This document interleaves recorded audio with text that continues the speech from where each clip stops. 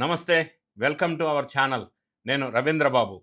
YSR Congress party పరిపాలించిన కాలంలో ఆంధ్రప్రదేశ్ రాష్ట్రం ఆర్థికంగా దివాలా తీసింది. అస్తవ్యస్తమైన ఆర్థిక వ్యవస్థను ఇప్పుడు కూటమి ప్రభుత్వం సక్రమ మార్గంలో పెట్టే ప్రయత్నం చేస్తుంది అని కూటమి ప్రభుత్వం వాళ్ళ వ్యాఖ్యలు.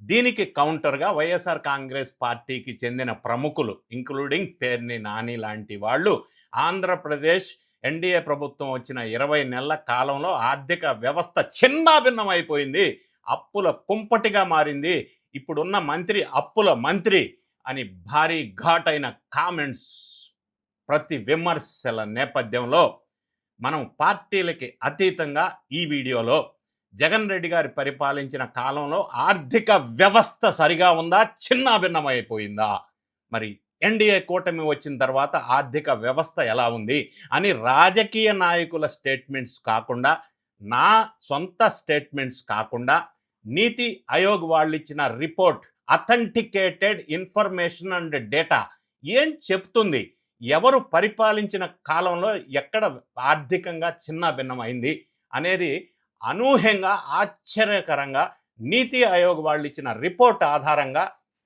విశ్లేషణ చేసే ప్రయత్నం చేద్దాం. వీడియో చివరి వరకు స్కిప్ చేయకుండా చూసినట్టయితే నీతి ఆయోగ్ ఏం చెప్పింది అనే నిజాలు మీకు వెలుగులోకి తీసుకొచ్చే ప్రయత్నం చేస్తాను.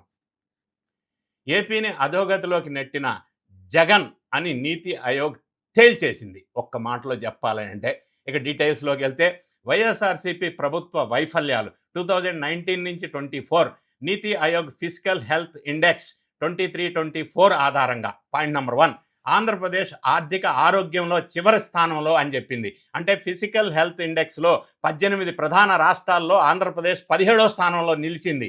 పంజాబ్ మాత్రమే ఆంధ్రప్రదేశ్ కంటే దిగువన ఉంది. ఇది పేజీ నెంబర్ 27లో చెప్తా ఉంది. రెండోది, యాస్పిరేషనల్ స్టేట్ చివరి స్థాయిగా వర్గీకరణ, అంటే ఆంధ్రప్రదేశ్ను యాస్పిరేషనల్ రాష్ట్రాల వర్గంలో చేర్చారు. అంటే దుర్బల ఆర్థిక నిర్వహణ, బలహీనమైన ఫిజికల్ డిసిప్లిన్ ఉన్న రాష్ట్రంగా గుర్తించారు. ఇది పేజ్ నెంబర్ 29లో నీతి ఆయోగ్ చెప్పింది. మూడో పాయింట్, నిరంతర ఆర్థిక ఒత్తిడి, అంటే ఆంధ్రప్రదేశ్ను పెర్సిస్టెంట్ ఫిజికల్ స్ట్రెస్గా ఉన్న రాష్ట్రంగా గుర్తించారు. కారణాలు ఏంటంటే పెరుగుతున్న అప్పులు, నిరంతరమైనటువంటి లోటు డెఫిసిట్స్, ఆదాయం పెరగకపోవటం. ఈ విషయాన్ని పేజ్ నెంబర్ 16లో చెప్పారు. ఇక ఫోర్త్ పాయింట్, ఫిజికల్ ప్రూడెన్స్ చాలా బలహీనంగా, అంటే ఫిజికల్ ప్రూడెన్స్ స్కోర్ 9.9 మాత్రమే వచ్చింది. ఇది లోటు నిర్వహణ చాలా బలహీనంగా ఉందని సూచిస్తూ ఉంది. ఈ విషయాన్ని నీతి ఆయోగ్ పేజ్ నెంబర్ 27లో చెప్పారు. ఇక ఫిఫ్త్ పాయింట్, అప్పుల్ని నిర్వహించే సామర్థ్యం చాలా తక్కువ అని చెప్పారు. అంటే డెట్ సస్టైనబిలిటీ స్కోర్ 4.2 మాత్రమే ఉంది. అంటే రాష్ట్ర ఆర్థిక వృత్తి అప్పులను తట్టుకునే స్థాయిలో లేదు. పేజ్ నెంబర్ 27లో నీతి ఆయోగ్ చెప్పారు. ఇక సిక్స్త్ పాయింట్, ఆదాయం పెంపు సామర్థ్యం తగ్గింది అని చెప్పారు. అంటే రెవెన్యూ మొబిలైజేషన్ స్కోరు 32.3 నుంచి 21.7కి పడిపోయింది. అంటే ఖర్చులు పెరిగాయి కానీ ఆదాయం పెరగలేదు. ఇది పేజీ నెంబర్ 38లో నీతి ఆయోగ్ చెప్పారు. ఇక సెవెంత్ పాయింట్, ఆదాయం లేకుండా ఖర్చులు పెరిగింది అని చెప్పారు. అంటే నివేదిక ప్రకారం రాష్ట్రాల ఖర్చులు పెరుగుతున్నాయి కానీ వాటికి సరిపడా ఆదాయం మాత్రం పెరగలేదు అని పేజీ నెంబర్ 38లో చెప్పారు. ఇక ఎయిత్ పాయింట్, అప్పుల నిర్వహణ బలహీనంగా, అంటే ఆంధ్రప్రదేశ్ రాష్ట్రంలో అప్పులు పెరగటం, ఖర్చుల కఠిన నిర్మాణం, ఆర్థిక సమతుల్యత లేకపోవటం అని గుర్తించారు. ఈ విషయాన్ని నీతి ఆయోగ్ వాళ్ళు పేజీ నెంబర్ 28లో స్పష్టం చేశారు. ఇక తొమ్మిదో పాయింట్, నిర్మాణాత్మక ఆర్థిక బలహీనత, అంటే రాష్ట్ర ఆర్థిక వ్యవస్థలో సమస్యలు, అంటే ఎక్కువ స్థిర ఖర్చులు, అంటే కమిటెడ్ ఎక్స్పెండిచర్, ఆదాయం పెరగకపోవటం, అప్పులు పెరగటం వల్ల ఈ పరిస్థితి ఏర్పడింది అని నీతి ఆయోగ్ పేజీ నెంబర్ 28లో స్పష్టంగా చెప్పారు. సో ఈ పర్టికులర్ ప్రముఖంగా మరి ముఖ్యమైన 9 అంశాల విషయంలో నీతి ఆయోగ్ వాళ్ళు వెలువరించిన రిపోర్ట్ ప్రకారం పేజీ నంబర్తో సహా నేను వివరించి చెప్పడం జరిగింది.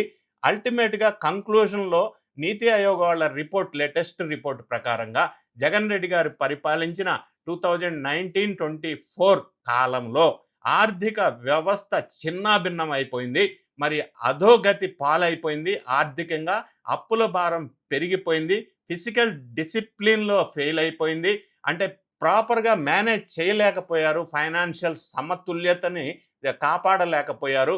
దానివల్ల రాష్ట్రం అప్పుల పాలైపోయి ఇబ్బందికరమైన పరిస్థితిలోకి నెట్ట వేయబడింది అని చెప్పి లేటెస్ట్గా రిలీజ్ చేసినటువంటి నీతి ఆయోగ్ స్పష్టంగా పేజీ నంబర్లతో సహా డీటెయిల్స్ అన్ని వివరించడం జరిగింది. మరి ఈ నీతి ఆయోగ్ రిపోర్ట్ చూసిన తర్వాత మీ కామెంట్ ఏంటి? కామెంట్ రూపంలో తెలియజేయండి. నీతి ఆయోగ్ ఇచ్చిన వివరాలు కరెక్టా కాదా?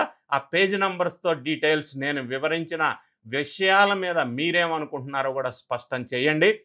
ఎందుకంటే రాజకీయంగా పార్టీలకి అతీతంగా ఒక డేటా తీసుకొని ఒక రిపోర్ట్ బేస్ చేసుకొని మనం ఆధారంగా ఖచ్చితత్వమైన ఆధారాలతో కూడిన విమర్శలు మాత్రమే చేయాలి.